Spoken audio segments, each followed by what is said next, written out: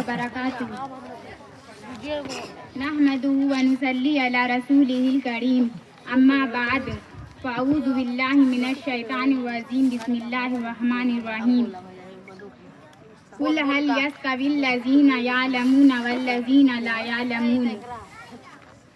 ہم سے تاریخ ہے، تاریخ کا عنوان ہے ہم، وقت بھی جانتا ہے، وقت کی پہچان ہے ہم سے الجھو گے تو انجام برا ہوگا، رب کعبہ کی قسم صاحب ایمان ہے ہم. سامعین محترم، آج میں جس موضوع پر لب کشائی کی جسارت کر رہی ہوں وہ ہے دینی مدارس کی اہمیت و کردار.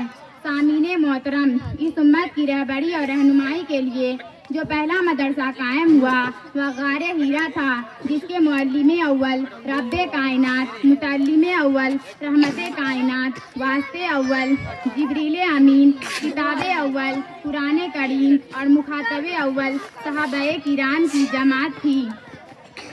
سامعین محترم، لوگوں کا عام خیال یہ ہے کہ مدرسہ ایک مخصوص چہار دیواری کا نام ہے، مدرسہ شاندار عمارت کا نام ہے، مدرسہ پرکشش ہاسٹل، پرکشش درسگاہوں کا نام ہے. اس لیے وہ سمجھ بیٹھے ہیں کہ مدرسے کی عمارت کو گرا دیا جائے تو مدرسہ ختم ہو جائے گا، لیکن میں اس بات کی پرجور تردید کرتی ہوں.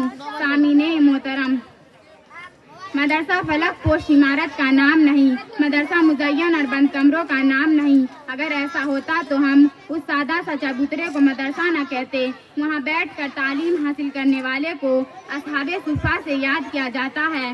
سامعین محترم، اگر ایسا ہوتا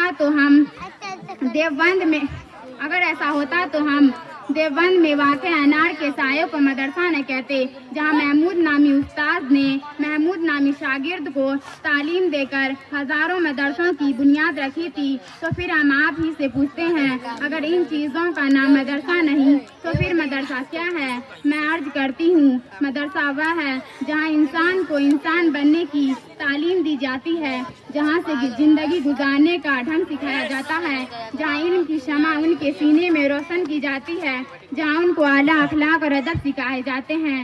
سامعین محترم، دور حاضر میں ان مدارس کے کردار کا جائزہ لیتے ہیں تو فوراً ذہن کی گلیوں میں سوال گردش کرنا شروع کر دیتا ہے کہ دینی مدارس کا کیا کردار ہے. چلیے میں آج آپ کو بتاتی ہوں کہ ان مدارس نے ہم کو کیا دیا.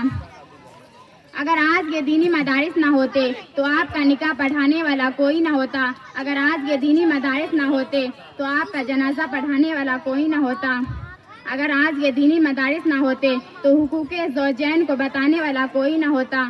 اگر آج یہ دینی مدارس نہ ہوتے تو رب کی توحید بتانے والا کوئی نہ ہوتا. اگر آج یہ دینی مدارس نہ ہوتے تو خانقاہوں میں اللہ اللہ کا نام لینے والا کوئی نہ ہوتا.